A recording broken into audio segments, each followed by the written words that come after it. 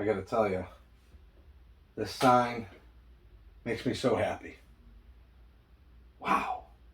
But that's not why we're here, folks. If you want to know what that is about, check the video before this one, entitled, I got a package from a fellow YouTube content creator. How you doing, everybody? It's Jason's House of Fun and Video Games bringing you today the long-awaited return of Thrift Time and Finds, Volume 42. Not 3, but 2. 2. I've been at my new residence for a while. The thrifting here, it's pretty good. Can't complain. There are plenty of choices out there, from Goodwills, St. Vincent de Paul's, which I've never been to, Salvation Armies. I have a paper that I got from one of these thrifts at the Salvation Army that was like the thrift guide to where I am. And there's a ton of them. I haven't even scratched the surface on it. I don't know what this is. I know I've seen it before. It kind of reminds me of a Furby, but clearly that's not a Furby. I don't know. You tell me.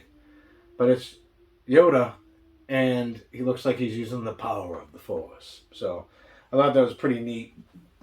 We're getting ready for that time of year again. It's August, so you know your boy's on the lookout for Halloween stuff. Let's see what we got here. There's a witch. And I think if you put batteries in it, I checked it, the connection seemed pretty good, that she shakes, I'm guessing something like that. Maybe turns her head even, because she can kind of turn her head around a little bit. Maybe only a certain degree. But I thought it looked cool, and for a couple of bucks, how are you going to pass this up? Adam Sandler, 8 Crazy Nights. It's a really good movie. It's another one out of the collection. Next one up. Encino Man.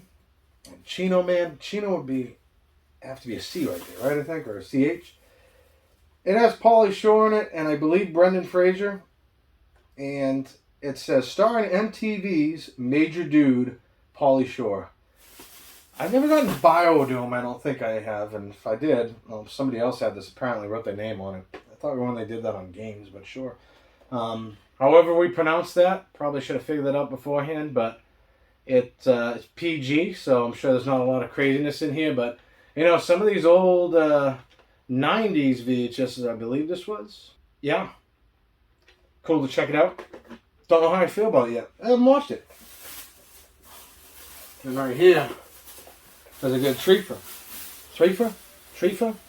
Do we make up words? You know we do. We've got all the Beethovens.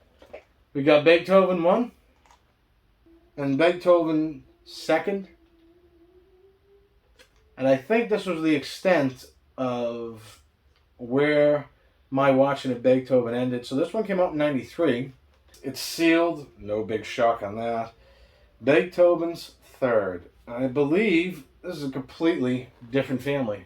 There's going to be some glare there, I'm sure, so I'll try to get a better look at it once this is all said and done.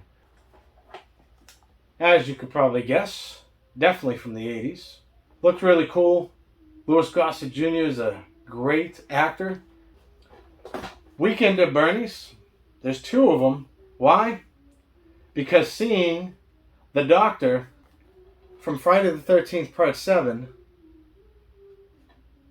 in this condition makes a lot of sense. So in Friday the 13th, Part 7, this actor, and I'm trying to see what his name is here. It's Terry Kiser. So it's Kiser.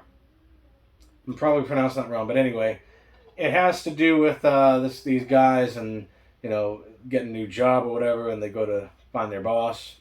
I believe. I could be way off. It's been years since I've seen this. It was a really good movie. And he's no longer with us, but they have to make it appear like it because all kinds of nonsense is going on. Mobs after him, all kinds of stuff. But it's great. But in Friday the 13th, Part 7, this actor was killed in that movie. And because that movie was so highly censored, You're never really sure if he did or not. You're pretty sure he did because there is some sort of blood, but it's not the way it was intended to be. Maybe in some other parallel universe, instead of getting cut up, he just simply passed away. I don't know. I could be way off on that, and that's kind of foolish to think about, but it's interesting, and it just so happened to happen, I believe, in 89. So it would have been a couple years after. I'd say it would have looked a lot different, but still, it's a funny movie. There's actually a sequel to this, too. I think I've seen more of the sequel than the original. Or maybe I saw the original full. I don't remember, but it's a good movie nonetheless. Definitely check it out. Piranha. When I first saw this coming out, I didn't really think much of it. It is a horror movie, and it's from mid 2000s. So I wanted to give it a try. She's teaching this dog new tricks. Madonna, I'm breathless. So I'm not 100% sure, and again, sorry about the glare if there is any or not. I don't know if this is the official soundtrack, because the official soundtrack has Dick Tracy on there with the kid, I believe, but interesting nonetheless. I've never seen it before, and got some good tunes on there. So definitely check that out.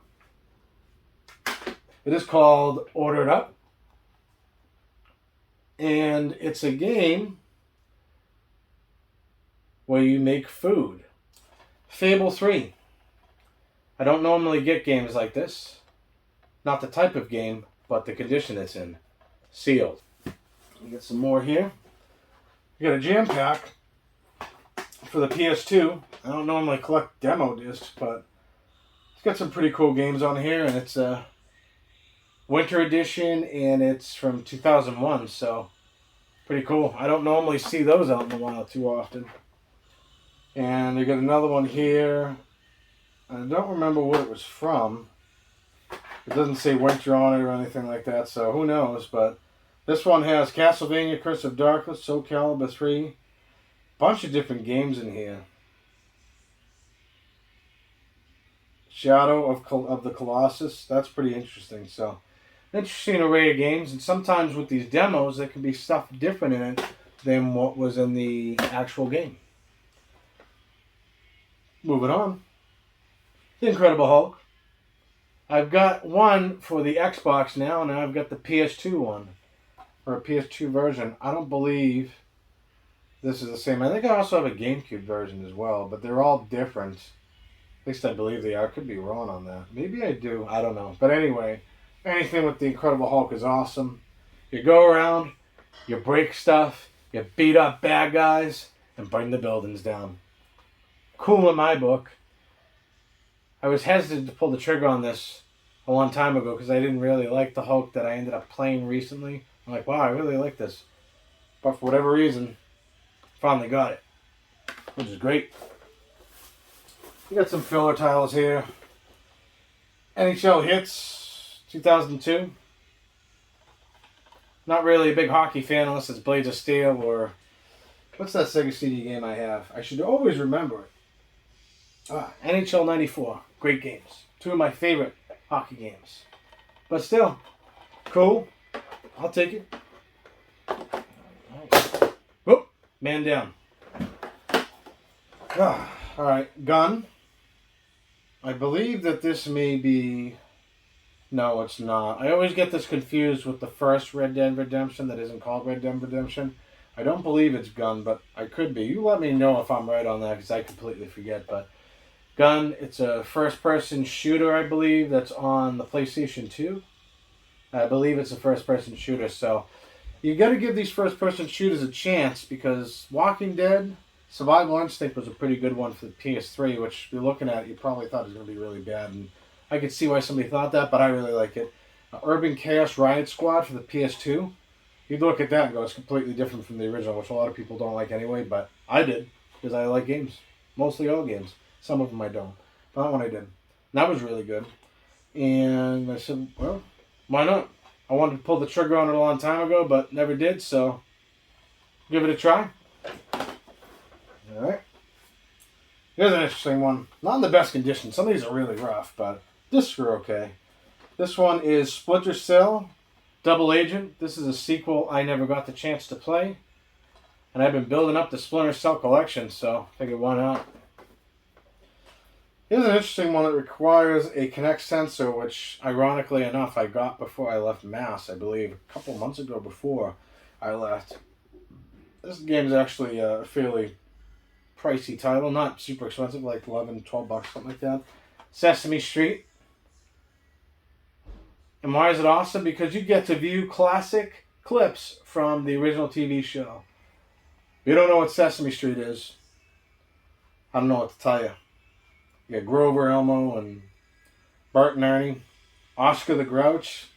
That was cool. Definitely a good thing for watching in the childhood, I say. I think it's a lot different now than it used to be, but hey, it is what it is. This one right here is, I believe it may be a sequel to the PlayStation 1, which ended up being an arcade one, Area 51. Could be wrong on that. Completely wrong, but I'm not sure. I always wanted to check it out, and again, these cases are something else, but they could be cleaned or they could be replaced with other things. So, pretty cool. Put that right there. Metal Arms, Glitch in the System. Again, OG Xbox. The games are very dirty, but the discs look fine, so I don't know where it ended up, but it is what it is. Looks like a pretty good mech game. Never heard of it. Let's see if we can do this without dropping something else. Need for Speed. Carbon.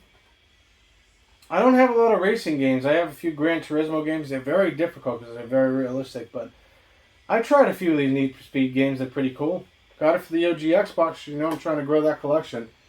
Not too much, but maybe we'll put you right there. Rogue Ops. Use voice command to select weapons. Anything with voice command usually isn't such a great idea, but hey, we'll give it a try. It looks like one of those games that's probably really bad, but for whatever reason, I may actually like it. OG Xbox game, can't pass up on it. And this one is Balls of Fury. I remember seeing commercials for the movie, and it has Christopher Walken on it, and it has ping pong, so it must be pretty cool. It's actually another one that's surprisingly a little expensive, like not from what I got it, but the worth of it. I think it's 10 or 15 bucks or something like that, which is pretty cool. And, yeah, never played a ping pong game before, so I think that would be pretty cool to do, and it's with the Wii remote, so be interesting. Try to get a workout. But that's all I got for this time. Let me know down in the comment section down below, as always, what was your favorite thing that I found? Was it the OG Xbox games? Was it the VHS? Beethoven 1, 2, and 3? Balls of Fury, the Jam Packs, PS2 games. And if you haven't already, make sure you subscribe to Jason's House of Fun and Video Games with your hockey mask there, because that represents you, boy. Because 111 other people have subscribed, and probably most of them hit that notification bell when they did, and are here for every video, entertaining, getting into conversations with us. And I couldn't be more happier about that. Also, check out a few other videos that I'm going to throw up somewhere around here. I know it's kind of funny to say that because I don't know exactly where I'm going to put them, but we'll say here, there. Ooh.